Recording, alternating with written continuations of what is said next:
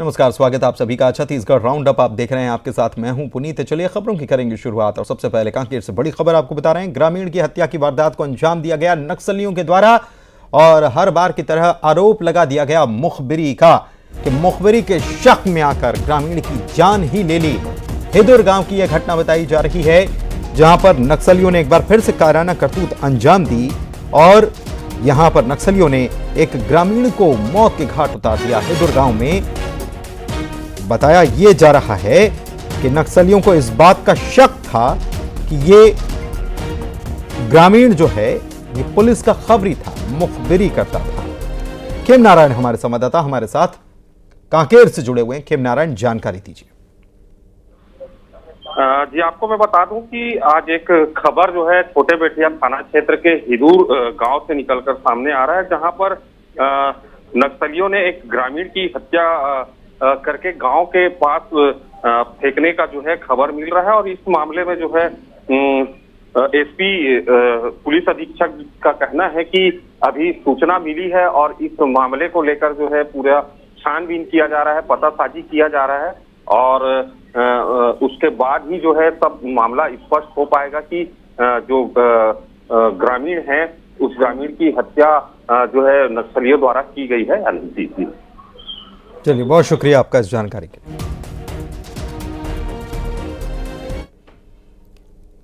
तो एक तरफ नक्सली बौखला रहे हैं और बौखलाहट का कारण क्या है? दरअसल कवर्धा से खबर आपको बता रहे हैं जहां पर नक्सलियों के खिलाफ अभियान में बड़ी तेजी आई है और इसी वजह से नक्सलियों की बौखलाहट यहां पर नजर आ रही है। मासूम लोगों की जान ले रहे हैं। पुलिस का अभियान तेज हो गया है। नक्सलियों की सूचना देने पर इनाम घोषित किया गया है। 5 लाख रुपए का इनाम दिया जाएगा। बाकायदा फोटो चस्पा कर दिए गए कि इन नक्सलियों के बारे में जो भी जानकारी देगा, पुख्ता जानकारी देगा, 5 लाख रुपए का इनाम मिलेगा। और तो और पुलिस विभाग में नौकरी भी दी जाएगी। एसपी अभिषेक पल्लव ने यह जानकारी साझा की। गांव बर्बाद कर देंगे उनसे। अपने गांव को बचाने के लिए पुलिस की मदद करो। उनको कोई सूचना आता है, कुछ देखते हो तो चुपचाप से फोन करके बता दो। समझ रहे हो ना, हम आके खुद ही देख लेंगे उनको। तो 5 लाख रुपए अलग से आने के लिए पुलिस की मदद करो। उनको कोई मनीष मिश्रा हमारे संवाददाता कवर्धा से हमारे साथ जुड़े हुए हैं।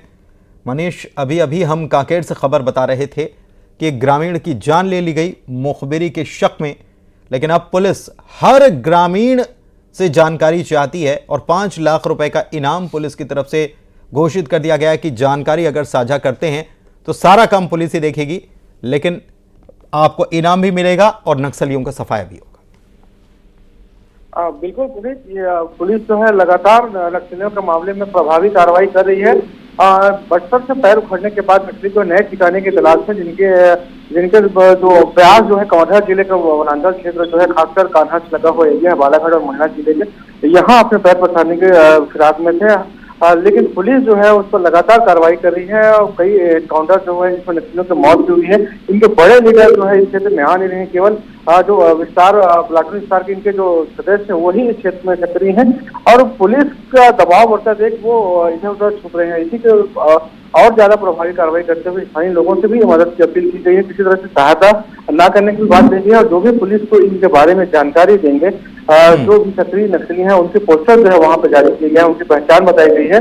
और इसमें खासकर युवाओं के लिए एक अवसर की भी बात कही गई है कि उनके बारे में अगर जानकारी मिलती है, अगर समूह में भी जानकारी देते हैं, 4 से 5 युवक अगर एक साथ मिलकर जानकारी भी दे रहे तो 5 युवकों को जो है नौकरी भी दी जाएगी और जो नगद राशि है वो भी दी जाएगी। तो इस तरह से पुलिस जो है उनके बीच में जाकर जागरूकता चला रही है। पोस्टर अभियान, पोस्टर भी लगाए जा रहे हैं पुलिस। बहुत शुक्रिया आपका इस जानकारी के लिए।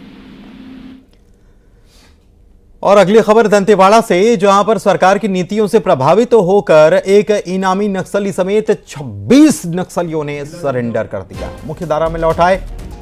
पुलिस की मौजूदगी में नक्सलियों ने हथियार डाले हैं और लोन वर्राटू अभियान जो छत्तीसगढ़ के नक्सल प्रभावित इलाकों में चलाया जा रहा है उसका असर नजर आ रहा है।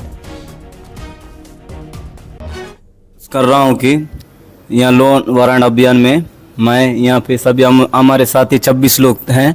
आज हम इसमें आए हैं और हमारा आत्मसमर्पण हम किए हैं।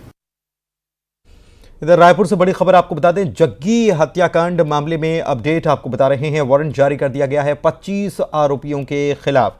ये वारंट जारी किया गया है। 2 लोगों ने आज कोर्ट में सरेंडर कर दिया। दरअसल आपको बता दें कि 5 लोग ऐसे हैं जिनको सुप्रीम कोर्ट से सरेंडर करने के मामले में राहत मिली है, लेकिन सुप्रीम कोर्ट की तरफ से जो आदेश जारी हुआ है वो कोर्ट तक नहीं पहुंचा और इस लिहाज से 25 लोग जो हैं, 2003 का ये मामला है, 2003 में हत्या हुई थी। 2007 में लोअर कोर्ट ने इस मामले में सजा सुनाई थी और अभी हाल ही में इस मामले में फैसला किया है। सभी को सरेंडर करने के लिए कहा गया था, लेकिन 25 लोगों को अब वारंट जारी कर दिया गया है। 2 लोगों ने सरेंडर कर दिया।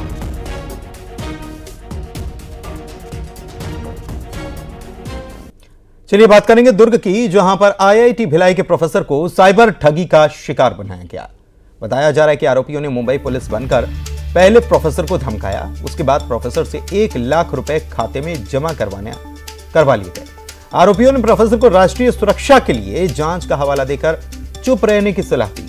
उधर पीड़ित ने मामले की शिकायत पुलिस से की। फिलहाल पुलिस जांच कर रही है। सूरजपुर से खबर, स्कूली छात्रा को अगवा कर दुष्कर्म किए जाने का मामला आया। परिजनों की शिकायत पर पुलिस ने मामला दर्ज कर आरोपी को गिरफ्तार किया।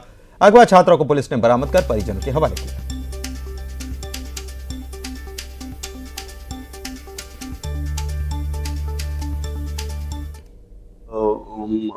व्यक्ति आता था जिससे हमेशा बातचीत होता था, जिसको पता तलाश करने पे, उससे पूछताछ करने पर यह पता चला कि अशोक अगरिया नाम का लड़का जो है वो लड़की को बाला फुसला के शादी का झांसा देकर उसे ले गया था और उसके साथ लगातार गलत संबंध बना रहा था। करके नियम अनुसार कार्रवाई करते हुए उसमें धारा 366, 376 ए बी, पास्को एक्ट की धारा 6 जोड़कर आरोपी अशोक अगरिया को गिरफ्तार कर न्यायिक रिमांड में जेल भेजा गया।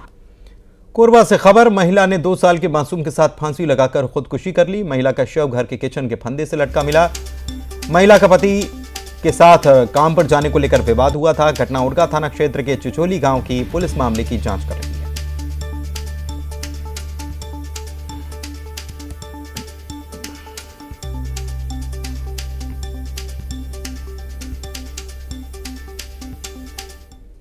और छत्तीसगढ़ की बड़ी खबरों पर लगातार नजर बनी हुई है, लेकिन एक बड़ी खबर भोपाल से आपको बता रहे हैं। भोपाल में जूडा यानी कि जूनियर डॉक्टर्स जो है, जूनियर डॉक्टर्स एसोसिएशन की तरफ से सामूहिक आत्महत्या की चेतावनी दे दी गई है। भोपाल के गांधी मेडिकल कॉलेज के जूडा की तरफ से यह चेतावनी सरकार को दी गई है। 21 मई को 5 जूनियर डॉक्टर्स की आत्महत्या की चेतावनी दी गई है। Federation of all India medical association FAIMA जो है, इसको जीएमसी मेडिकल कॉलेज के छात्रों ने पत्र लिखा है।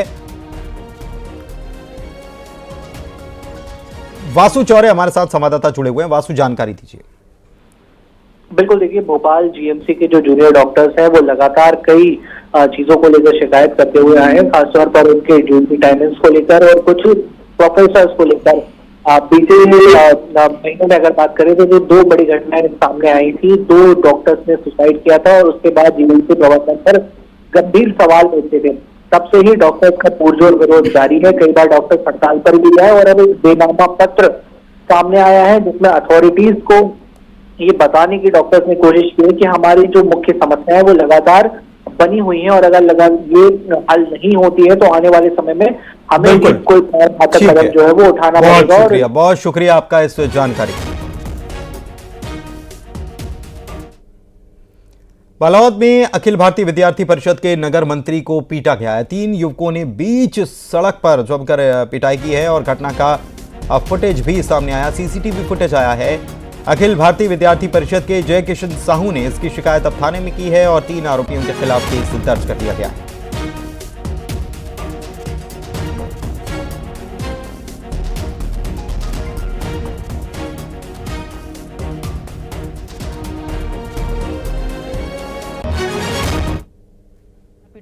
ये फिर हम लोग वहाँ से जैसे तैसे भागे। उसके बाद हम लोग के गाड़ी चलती गाड़ी में मारे। उसके बाद गाड़ी से रुकवा कर गाड़ी से उतार कर फिर मारने लगे। और एक लड़का था जो कि बड़ा सा बोल्डर उठाकर मेरे सर में पटकने की कोशिश किया था। जैसे तैसे हम लोगों ने वहाँ से जान छुड़ा के भागा। उसके बाद हम लोग घर आए और वहीं पर उसी बीच में एक वकील जो कि उनका चाचा है, उसका नाम लेकर के वह मुझे जान से मारने की धमकी दे रहा था। और अभी भी ये भी बोला है कि जहाँ दिखेगा वहाँ मारूंगा करके। इससे हम बहुत डरे हुए हैं, हम बहुत सहमे हुए हैं। बात रायपुर की। रेलवे स्टेशन के बाहर पार्किंग कर्मचारियों के मनमानी से लोग परेशान हैं। यहाँ पर 4 बैरियर दरअसल लगाए गए हैं। उसको 5 मिनट के अंदर पार करना होता है, जिसको लेकर रोजाना विवाद की स्थिति बन जाती है। ऑटो चालकों ने पार्किंग कर्मचारियों के खिलाफ मोर्चा खोल दिया।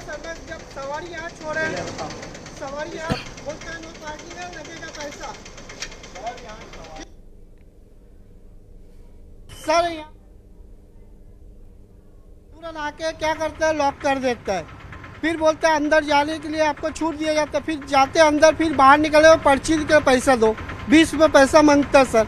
तो हम लोग इसलिए वजह से कि बाहर की हम लोग सवारी छोड़ देते, लेकिन ज़बरदस्ती है पैसे के नाम से इन लोग लॉक लगाया जाता है। अभी लॉक लगाया मेरे गाड़ी में, जब मैं बैठा हूँ सवारी छोड़ दिया, जब बाहर हूँ स्टेशन का फिर भी देखे लॉक लगा के गया। जैसे आप लोग को देखा वो आया, लॉक खोल के चले गए।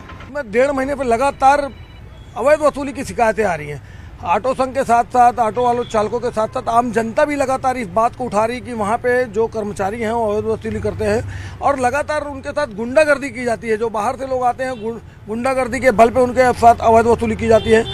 बड़े अखबारों में कई बार इसका प्रकाशन हुआ, उसके बाद भी नगर निगम में जिला प्रशासन, रेलवे प्रशासन इस चीज़ को कभी संज्ञान में नहीं ले रहा। बस स्टैंड हो या फिर रेलवे स्टेशन, यात्रियों की सुविधाओं के लिए इसे बनाया जाता है। लेकिन अगर आप रायपुर रेलवे स्टेशन पे आ रहे हैं तो आपको यहाँ पर सिर फुटअव्वल करना पड़ेगा, हुज्जतबाजी भी होगी और विवाद भी हो सकता है।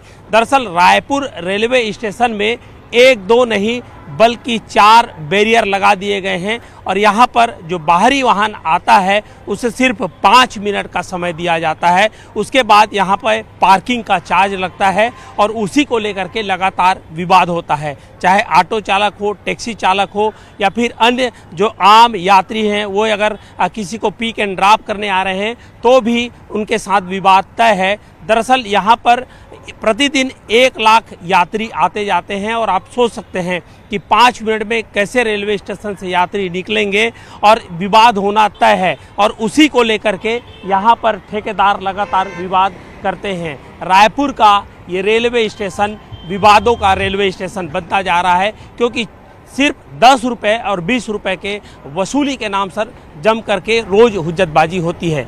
लेकिन अचरज की बात है कि रेल प्रबंधन इस मसले पर कुछ भी कहना नहीं चाहता। कैमरा पर्सन राजेंद्र चौधरी के साथ युगल तिवारी, न्यूज़ 18 रायपुर, छत्तीसगढ़। लोकसभा चुनाव के तीसरे चरण के लिए नामांकन का दौर जारी है। छत्तीसगढ़ में बीजेपी के उम्मीदवारों ने नॉमिनेशन किया। रायपुर में शिक्षा मंत्री और बीजेपी के उम्मीदवार बृजमोहन अग्रवाल ने नामांकन किया। इस मौके पर बीजेपी के नेता शामिल हुए। दुर्ग में मौजूदा सांसद और बीजेपी उम्मीदवार विजय बघेल ने शुभ मुहूर्त में पर्चा दाखिल किया। सरगुजा सीट से बीजेपी के उम्मीदवार चिंतामणि महाराज ने भी आज नॉमिनेशन फॉर्म सबमिट किया है।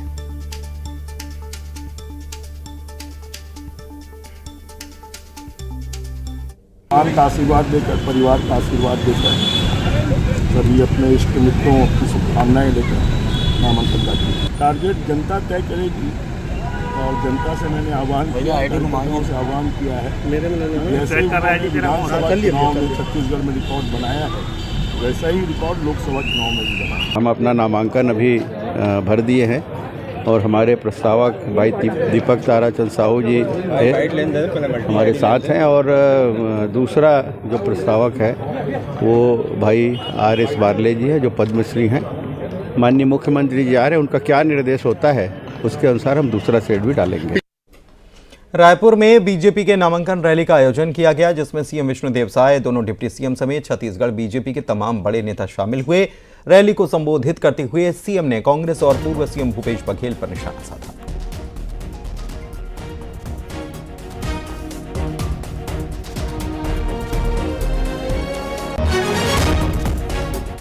आप से यही आग्रह है कि अभी के जो लोकसभा चुनाव है बड़ा महत्वपूर्ण चुनाव है। हमारे देश के यशस्वी प्रधानमंत्री श्री नरेंद्र मोदी जी ला तीसरी बार प्रधानमंत्री बनाए के चुनाव है। आप सब तैयार हो ना? नरेंद्र मोदी जी ला तीसरी बार प्रधानमंत्री बनाना है ना? हमारे नरेंद्र मोदी जी 10 साल तक रात और दिन 24 घंटा में 18 घंटा हमारे देश के 140 करोड़ भारतवासी मन के चिंता करते हैं, करीन है। गांव, गरीब, किसान, मजदूर सबके चिंता और सबका साथ, सबका विकास, सबका विश्वास और सबका प्रयास। वक्त एक ब्रेक का है।